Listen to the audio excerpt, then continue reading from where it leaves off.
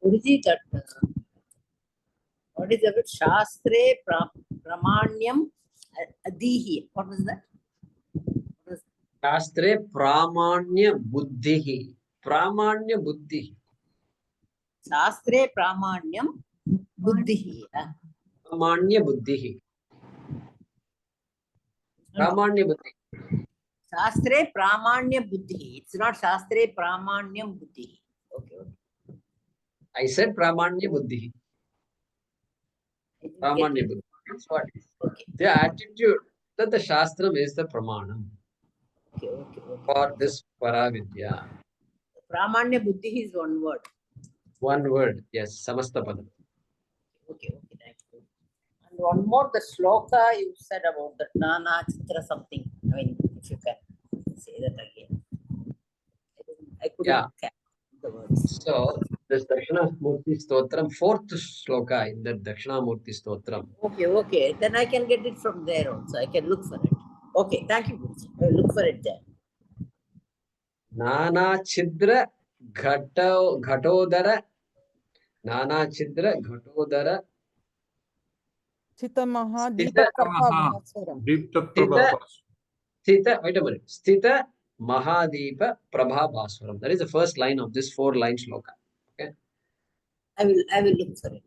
Thank you. So Nana Chidra Ghata. Ghata is pot. Literally, it's a pot. Literally. Nana Chidra Ghata.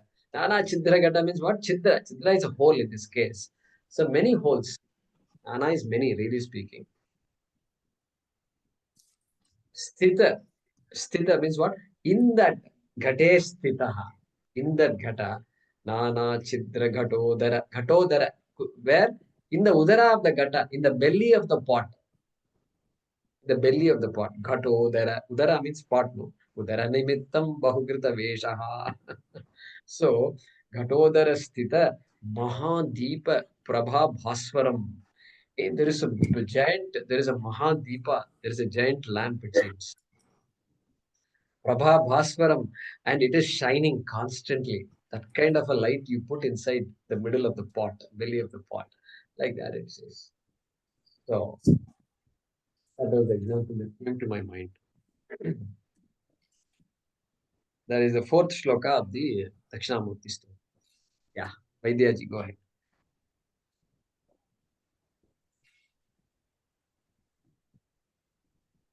Namaste, Jaykumarji. I wanted to ask you, you mentioned Upajivya Pramanam. You said that is a primary Pramanam, right? Yeah, correct. So in this context, it says that primary Pramanam is a Vedam for Paravidya or Brahma Vidya, right? Correct. And the other word you use was Upajivi Pramanam. That is means secondary Pramanam.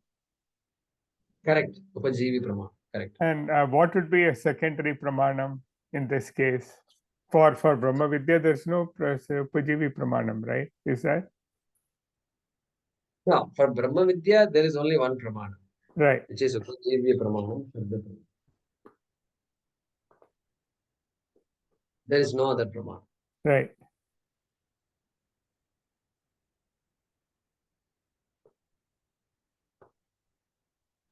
So that's the only Pramanam. For secondary Pramanam, examples would be, for example, you might hear something and see something. And so the seeing might be the primary and hearing might be the secondary, something like that. Yeah, so what we can do is this. Yeah, anything that requires validation is a secondary Pramanam. Okay. Okay. Okay, that's the way to look at it. Anything that requires validation. Yeah. And that's why, and so even the scientist, that Shraddha is so important. The scientists, when they see, suppose a scientist is looking at the microscope and looking at certain bacteria and viruses, okay? Yeah. They're studying coronavirus, for example. Yeah. It's funded by USAID, by the way. We'll come to learn all this. But anyway, so let's say the scientist is looking at the virus. Now, that person is whatever he looks through the eyes, he or she, and whatever he or she finds, he's going to write down immediately and record it immediately. And what is the type of movement, what is the type of reproduction, everything is visible through this ultra powerful microscope. Okay. Now, the person need not validate whether what I saw is correct or not. Means that is the ultimate pramanam. There are other things I don't know about the virus, but these are facts. That's it. Why these are facts? Because I have Shraddha in my eyes. There is no need to validate what is already seen. That is Upajivya Pramana. Okay. And that person has Shraddha in that eyes anymore. Now, yeah, that is the idea there. Yeah, thank you. And then, yeah, next question is, this is more a simple question, Jaykumarji. Sometimes, a word like samadhanam in Sanskritam it is written with the ma with the line below. Sometimes it would be just written with the dot after the na, a dot on top of na. So which is the correct way of writing it? Okay. If the sentence ends with the word samadhanam, you should write the makara. The full makara must be written. And then the hala should be there. That dash stroke should be there. Nether stroke or whatever they call it must be there. Whereas, if it is followed by another word, if the word samadhanam is followed by another word,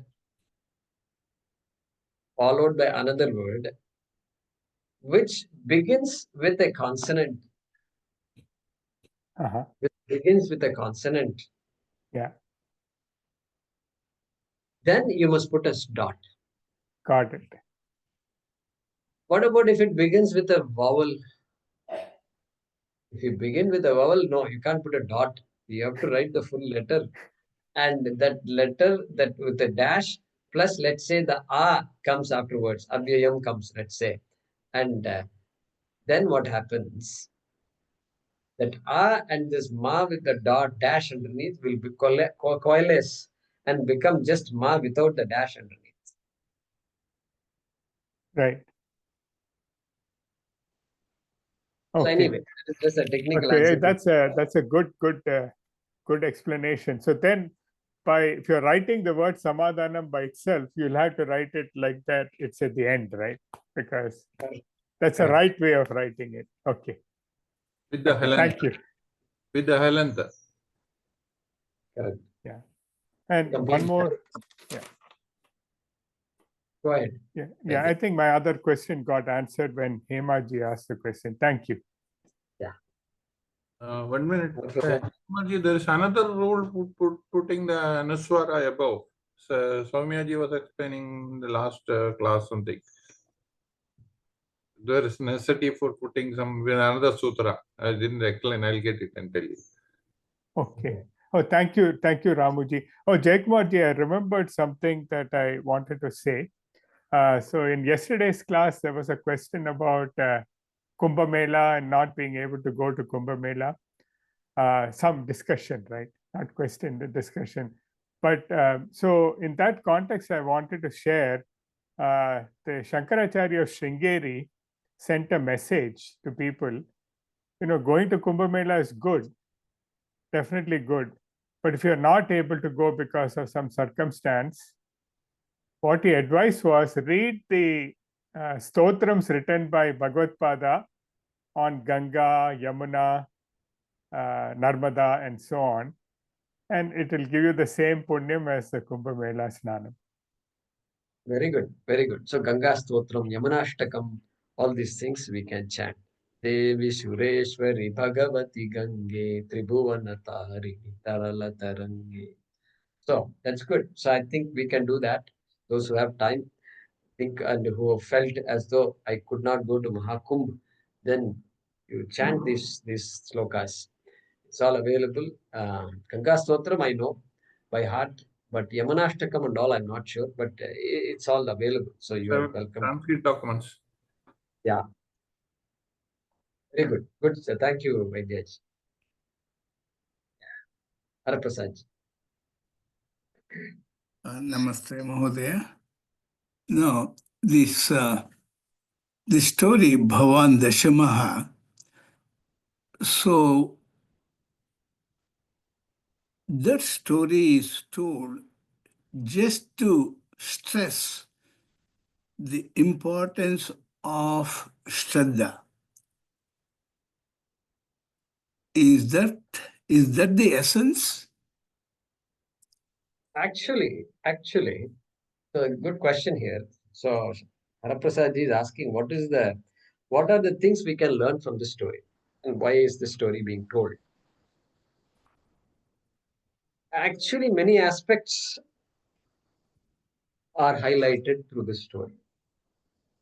And based on what is to be highlighted, the teachers generally, they stretch one particular aspect of the story. So, for example, the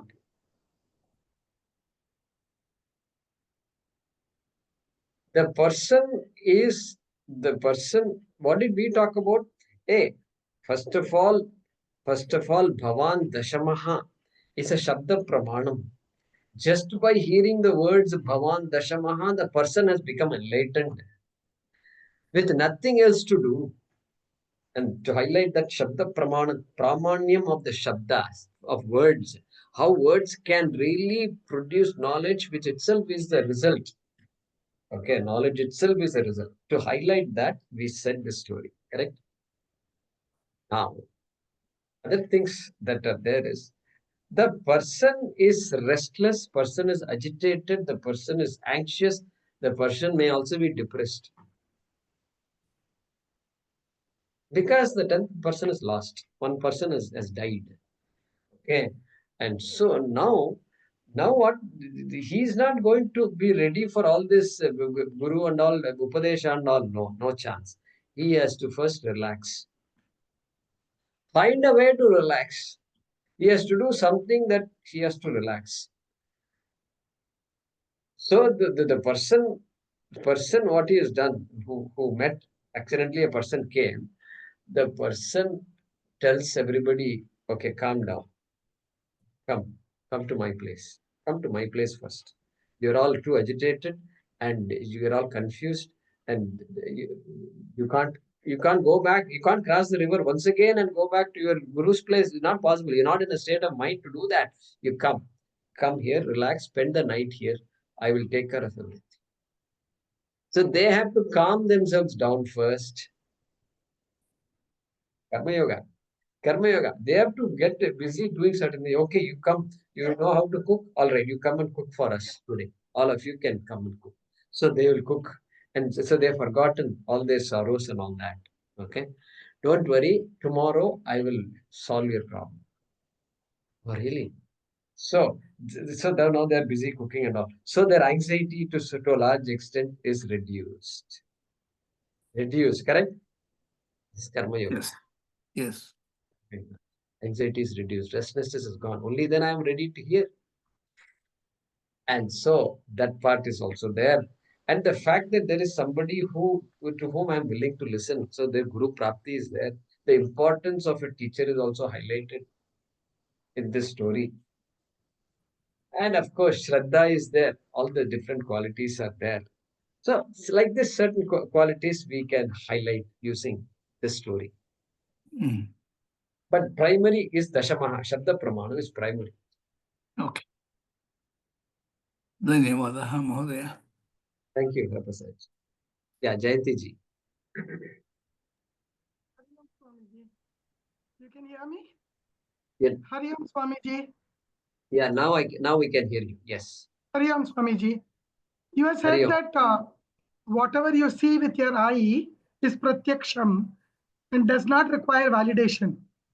But it is not always the case. In a desert, you see a mirage and you see a pool of water. But it is not true. It is just an illusion. So always, whatever you see with your eye need not be pratyaksham and need not be the pramanam. Correct, exactly. So we use those examples also. So what we mean by that is, excluding all those examples, excluding all the examples you have given, the ice is a upajivya praman, mukhya praman, primary praman. Okay. But yeah, even ice can be fooled.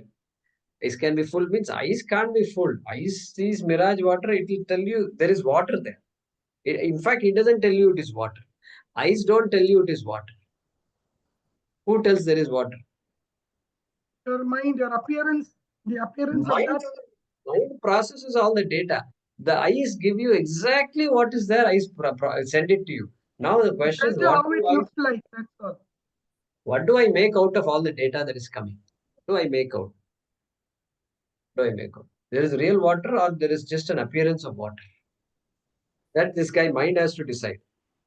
Mind has to decide. But eyes are doing exactly what they are supposed to do. Even their eyes are doing what they are supposed to do only. Mirage is there. He doesn't know anything. It just tells you all the signals. That's it. Now I have to figure out it is a mirage. There is no real water. Okay. So really the eye is not doing anything wrong or anything right. I mean, it is always doing the right thing, really speaking. Correct? That is called Upajivya Pramanam. Yeah, it is synonymous to the eye seeing the body and the mind processing it as the real one. Correct. Correct. And Correct. the Atman is the real one, but the eye sees the body and all the interactions with the outer world, and the mind processes it to be real. Correct. Correct. Thank you. Thank you so much. See you. Thank you, ma.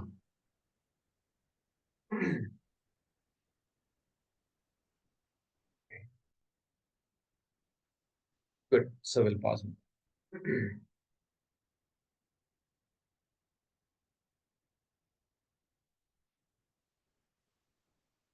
Om Namo Bhagavate Vasudevaya Dhanvantaraye Amrita Kalasha Hastaya Sarvamaya Vinashanaya Trailokyanataya Shri Mahavishnave Namaha.